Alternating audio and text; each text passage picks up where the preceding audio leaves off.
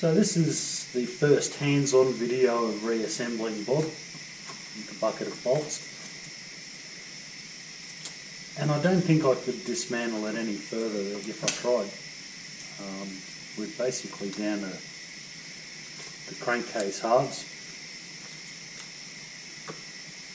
There's a few fasteners still in there, things that I didn't want to lose or misplace. The first step of anything like this is to start by cleaning up all the gasket faces. And that's something that you need to do quite carefully. If you're lucky, you can just use a solvent. Sometimes we're not that lucky. This one's going to require a little bit of scraping carefully with a scraper. The idea, of course, is to clean these surfaces up. You can see the bits of old gasket there. Clean them up so that when you put a new gasket in there, it's going to seal. I can see a few things that I want to get rid of as well.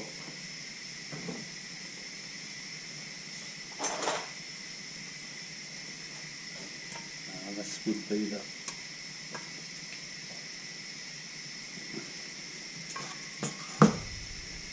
gear shift lever seal, which I've just I had no intention of keeping this, that's why I was so rough with it. I've just basically put that screwdriver in there and levered it straight out. I wasn't really sure which way to go with this motor. When I pull them down to this state, there's a few things that you can replace that just make a difference to it. This motor had 21,000 kilometres on it, just over, before it self-destructed. The thing is that it wasn't well maintained or treated. So I've pulled the gearbox bearings out. For the most part, they're all right, but this is a lot of work, pulling the motor down to this state. So I'm a little bit inclined to replace them while I'm here. I've got a lot of things, a lot of little things that I'd like to pop in here that'll just freshen it up. I was sort of stepping along the lines of replacing simply what was broken. But when you're in at this level, you may as well make a decent job of it. So we're going to start by scraping some gaskets. I'm not going to bore you guys too much with that, because scraping gaskets is definitely not a spectator sport. So I'll probably pause the video while I do that. As I said, you need to clean them up. If you need to scrape gently. There are commercial solvents and sprays out there that you can use to clean up gasket faces. Be wary, because this crankcase is soft aluminium and some of them are actually corrosive. And no particular brand to warn you of pops to mind. So we just need to make sure all of the faces are clean. When you look at our bench, I've got in a cardboard box. And I've cut a nice clean work area. I've blown that with air before I started, though that's going to get little chunks of gasket on it now. When we assemble the motor, it must go together clean. I can't emphasise that enough. When you have pistons moving around in cylinders, like this one will inside there, it will go up and down very quickly in there. It will go up and down once every revolution of the motor, obviously. If you get a speck of dirt in there, it's going to rub between the two moving faces and it will actually cause damage. And eventually the cylinder and the piston will wear prematurely. You'll start to blow smoke, and the oil consumption will increase, fuel economy of power will drop. If you don't take care of it, it might end up looking like this again. So I'm going to clean these gasket faces up and then we'll come back.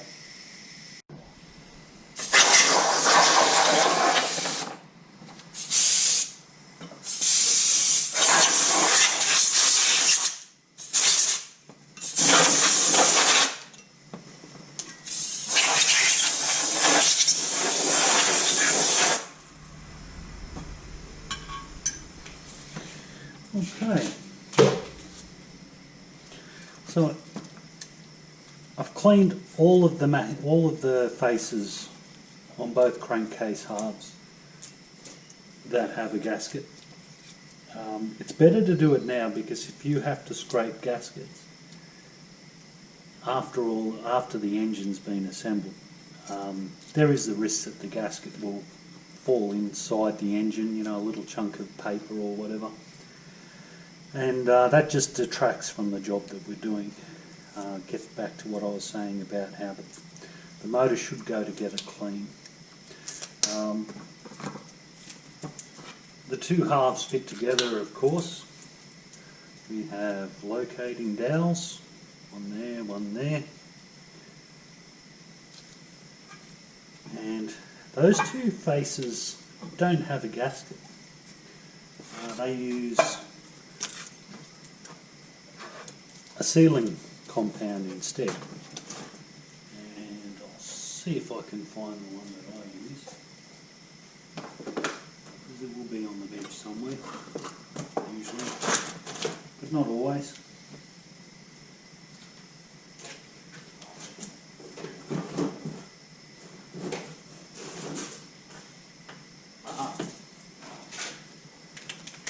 So this is the one I'm going to use, Ultra Blue. Back in the old days we used to use Hylamar Blue, a non-hardening sealant. I don't seem to find much Hylamar Ultra Blue anymore, which is a bit of a shame. But that can just simply be because the local around here don't stock it. It's a little bit more expensive, but it's certainly a good sealant. And I've blown off, as you saw, the bench. I'm just having a final look, and I think it's time to give these a clean out. So you can still see there's traces of oil in there.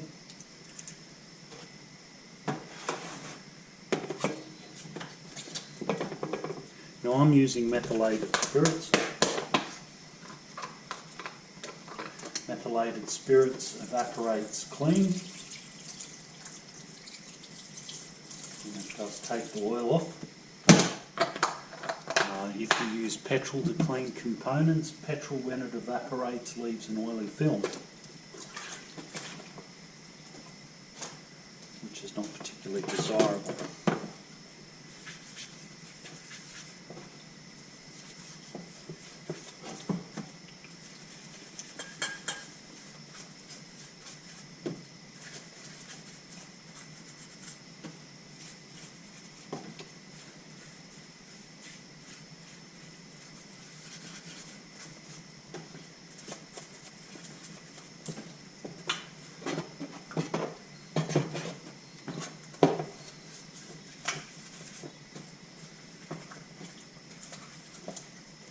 Cutaway, by the way, for those who've seen the video, that's actually where your oil strainer goes.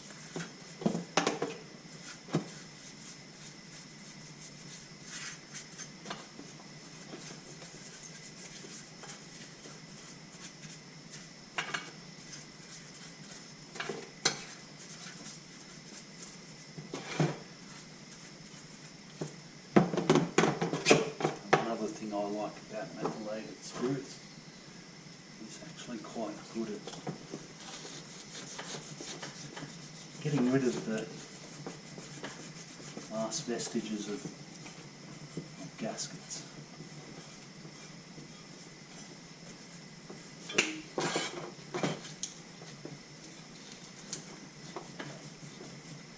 That allows us to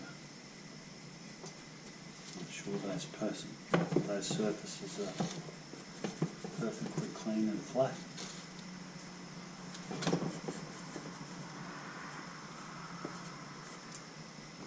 And while you're in the wash tub phase, you see something that needs to be removed, feel free to remove it.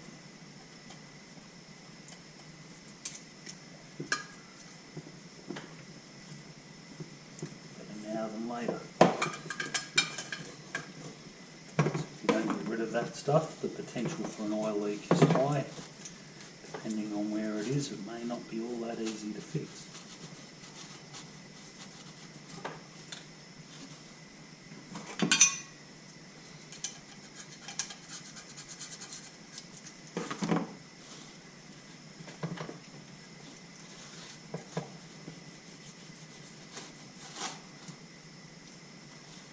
Don't be too sad if you have missed stuff, by the way. Cleaning gasket faces is boring, but stay focused on it.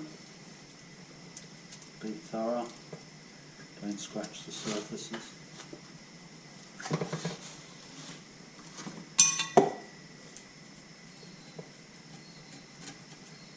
Don't beat yourself up if you find you've missed a bit.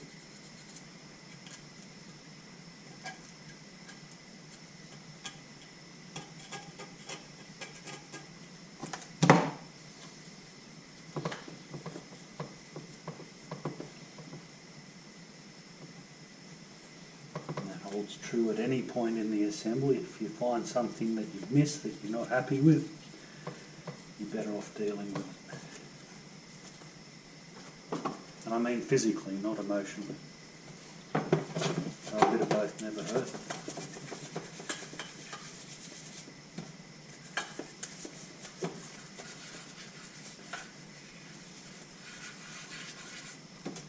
So pretty good.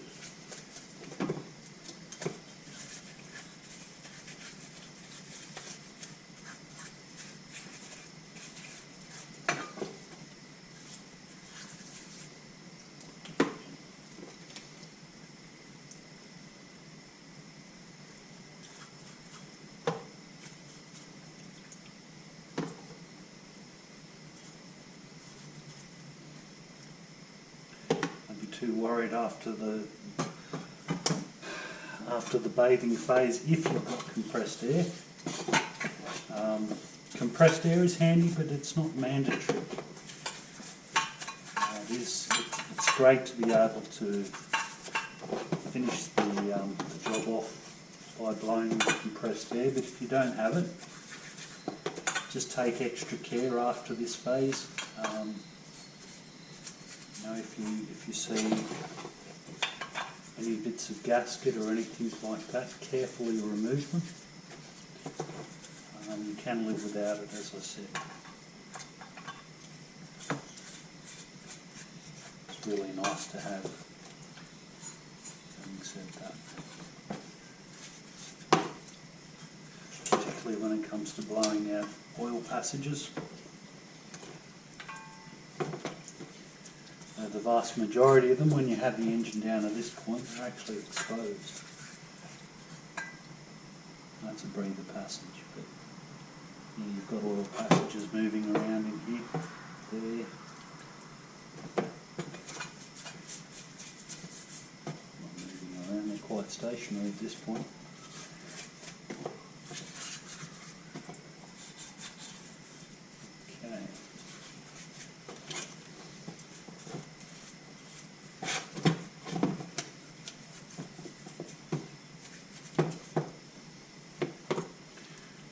Have it.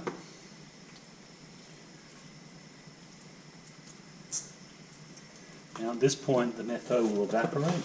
It's quite cold today, so it'll take a little while, but it will evaporate clean.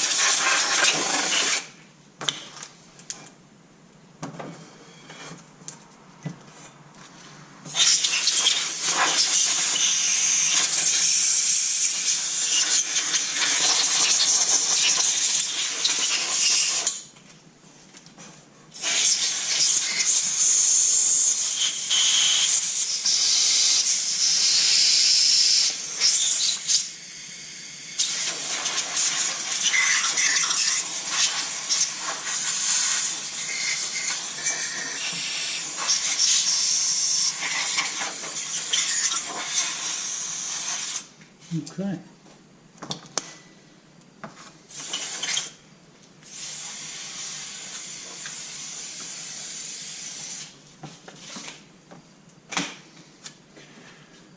Now some gearbox bearings. So with our crankcase halves cleaned up, it's time to install the gearbox bearings. Now with gearbox bearings, or any bearing, any roller bearing, you may not necessarily need to replace them.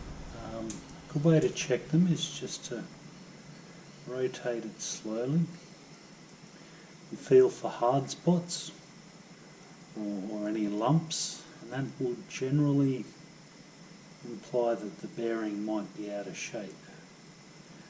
These are brand new bearings and they need to be driven into their new homes there. So we've got 2 on each crankcase half. Fortunately they're all different sizes, so it's hard to mix them up. The ones with the seals on them, the seals always go to the outside. Now, I'm just going to make our lives a little bit easier when we drive it in by an intelligent smear of oil. Now, when we put that in there, it's better to, because they are a hammer fit, it's better to push on the outside of the bearing than the inside so you don't damage it. Just get him started. Make sure he's nice and square.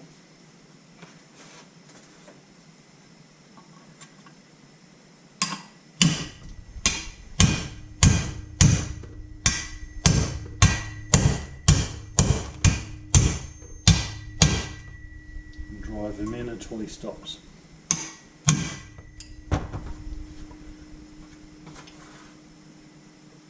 I'm sure my socket set will forgive me. Maybe. He's in there nicely.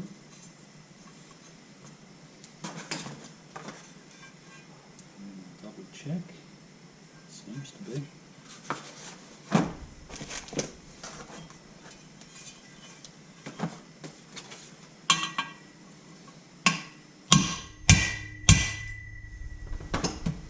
Yeah. Select another socket, this little gem.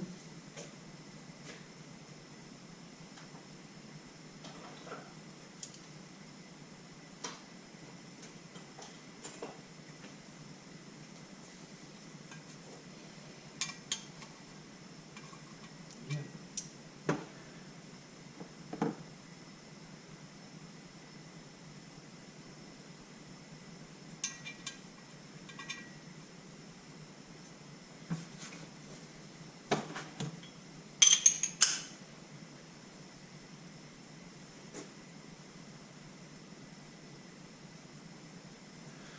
Probably shouldn't use my best extension bar for this.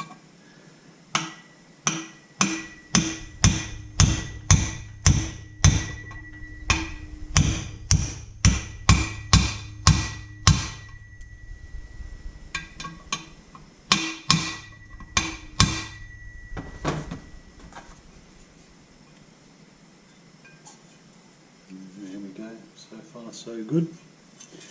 Now on this one,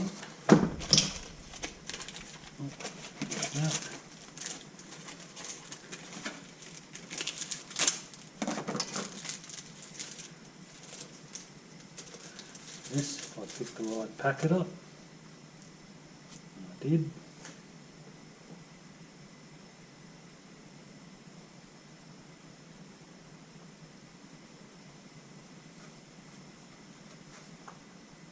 Change.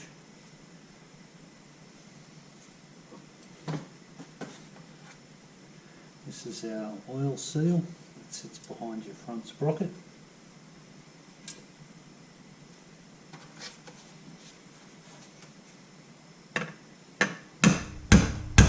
Nice and gentle with them.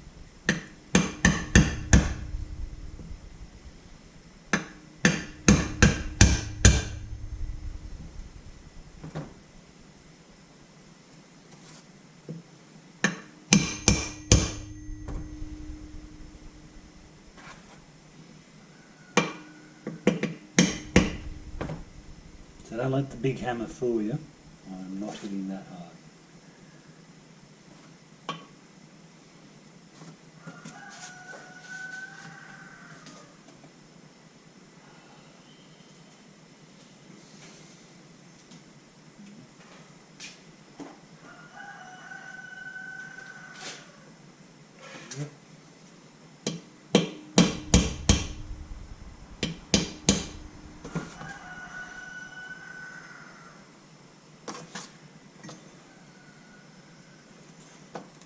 Basically making sure that sits flat and square.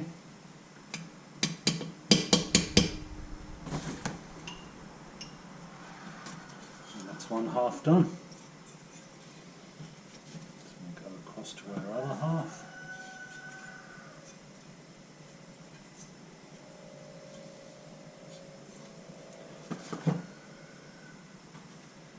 Same deal. You can see that these different seals are these different bearings. The holes are different sizes. It's easy to see which one goes where.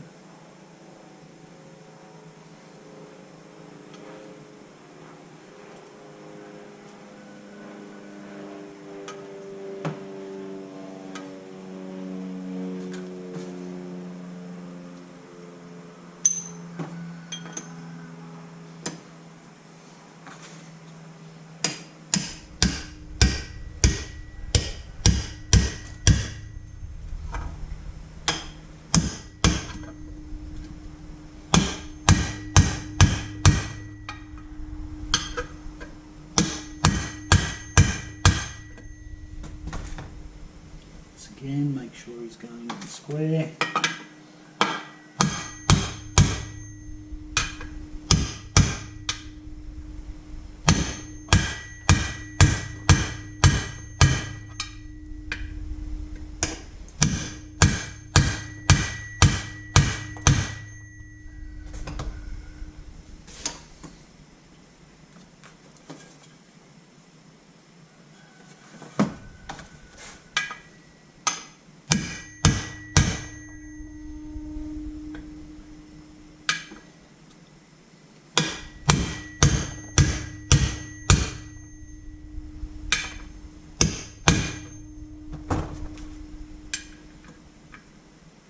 Yeah, I'm putting the right one in there. Always good to check.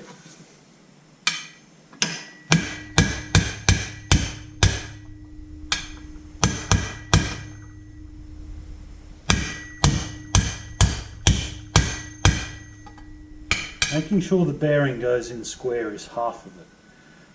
If you're trying to force that bearing into the hole at an angle, it's going to be a lot harder and possibly quite damaging. And part of what you saw there with that delay in it going in, that was basically it being not quite square. And lucky last.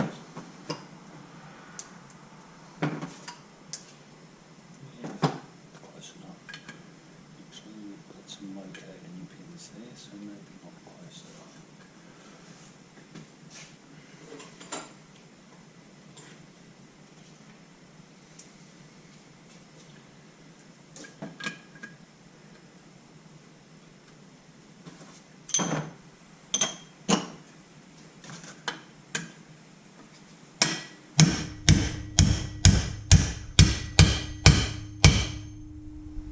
And that one went in nice and square.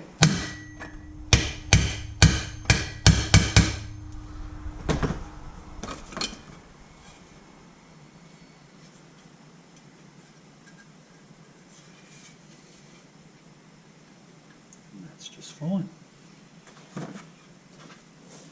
Okay, now that particular bearing there, that one has a couple of retainers on it. Go in there.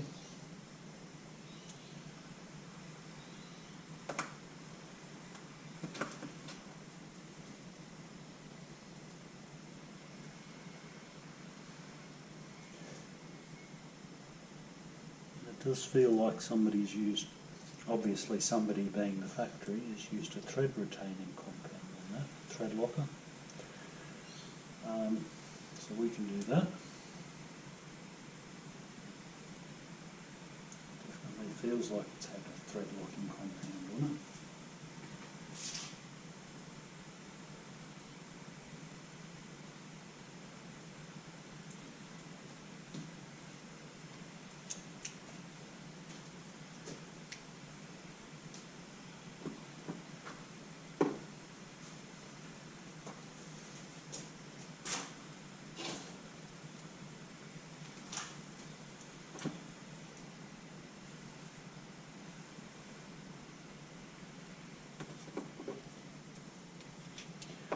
Thread locking compound just basically fills the gap between the outside thread and the inside thread, and makes it, well, harder to remove but far less likely to fall off, which is probably the effect that they were seeking.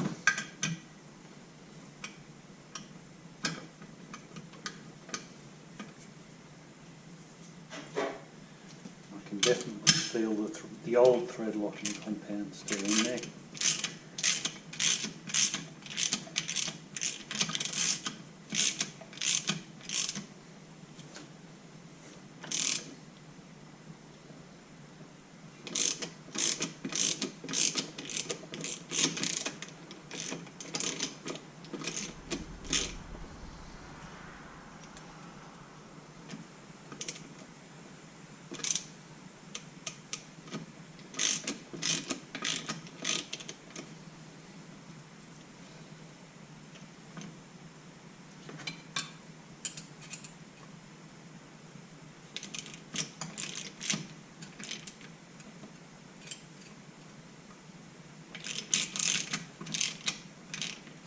One.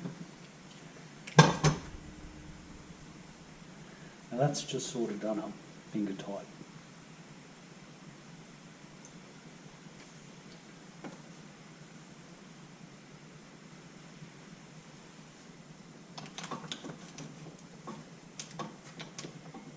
And we'll get the other one in there, we'll lock it down hard.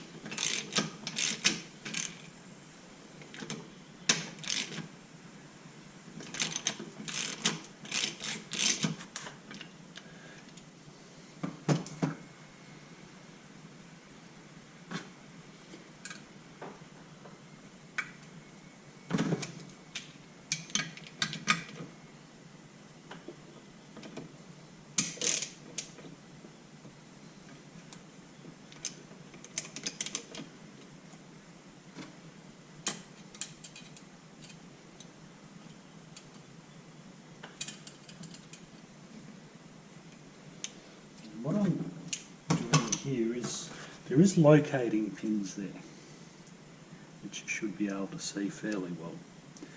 But I just want that retainer, that bearing retainer, to sit relatively square on the bearing. So I don't think there's anything on the gearbox that will actually hit it. It's always a good idea to make sure that it's where you think it should be.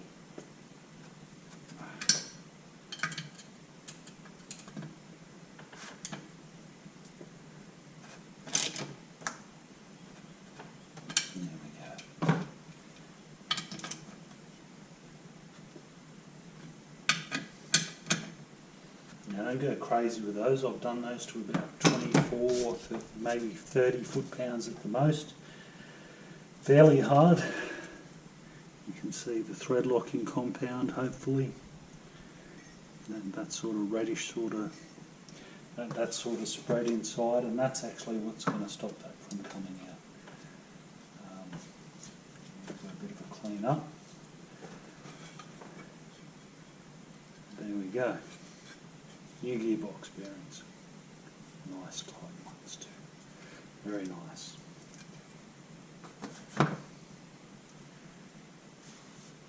Time for a coffee.